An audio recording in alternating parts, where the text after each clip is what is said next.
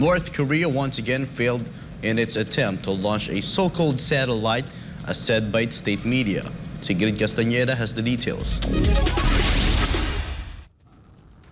Pyongyang's second attempt to launch a spy satellite had failed just 3 months after the first failed attempt. According to North Korean state media KCNA, the National Aerospace Development Administration conducted the second launch of the reconnaissance satellite Maligyong-1. NADA said that the launch failed due to an error in the emergency blasting system of its third flight. But North Korea brushed off the failure, with NADA saying that it was not a big issue and that they will try again in October. The South Korean military detected a sad launch around 3:30 a.m. Reports say it flew over the Yellow Sea and a search and retrieval operation for the wreckage has begun. In response, South Korea's National Security Council slammed the launch, saying that North Korea is just wasting its already dwindling resources with reckless provocations that lead to the death and starvation of its people. Prior to this, North Korea had notified the Japanese Coast Guard of its planned satellite launch between August 24 and 31, to which Japan responded by mobilizing its ships and IGS-PAC-3 missile defense system. Prime Minister Fumio Kishida opposed Pyongyang's move and said it goes against the UN resolution. The latest launch comes as the US and South Korea military drill commenced last Monday.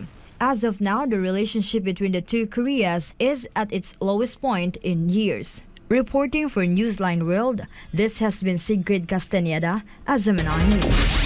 Thailand's self-exiled former Prime Minister started serving his 8-year sentence just a day after he was arrested and taken to prison upon setting foot in the country.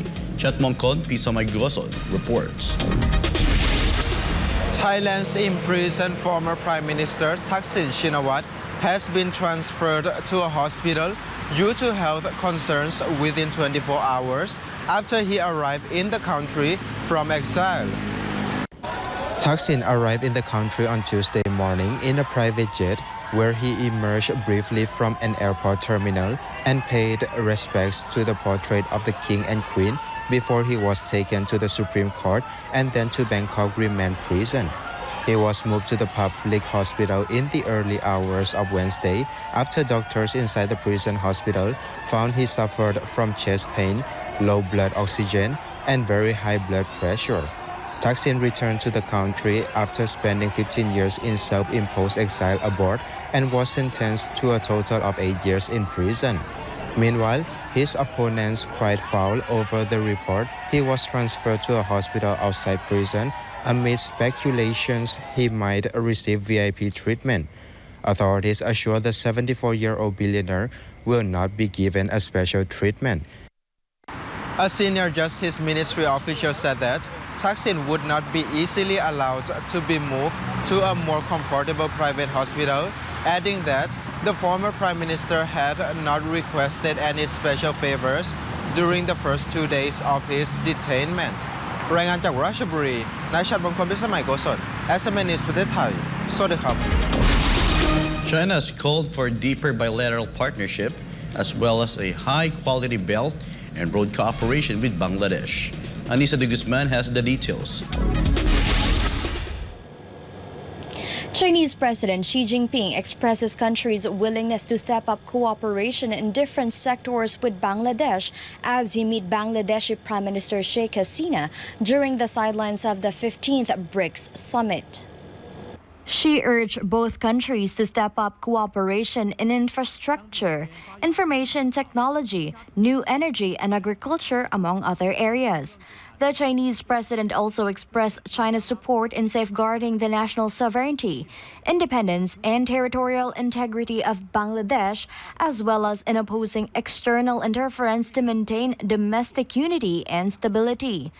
Bangladesh is among the 150 other countries that have joined China's Belt and Road Initiative, with 3 projects on the verge of completion, while 6 other projects are either underway or waiting to start. Sheikh Hasina congratulated Xi on the 10th anniversary of the Belt and Road Initiative, saying it has opened a new door of development, adding that Dhaka has avoided any debt trap with the help of Chinese funding and assistance. Xi's state visit to Bangladesh in 2016 became a milestone in bilateral ties as it upgraded their relations to a strategic cooperative partnership. China and Bangladesh have been in a strategic partnership since 2016, while Beijing has emerged as Dhaka's largest trading partner and one of its biggest providers of development assistance in recent years. Di siya Nanisa de Guzman, Rangan Chakontep Mahanakon, SMN News, Pratathay, Sawadika.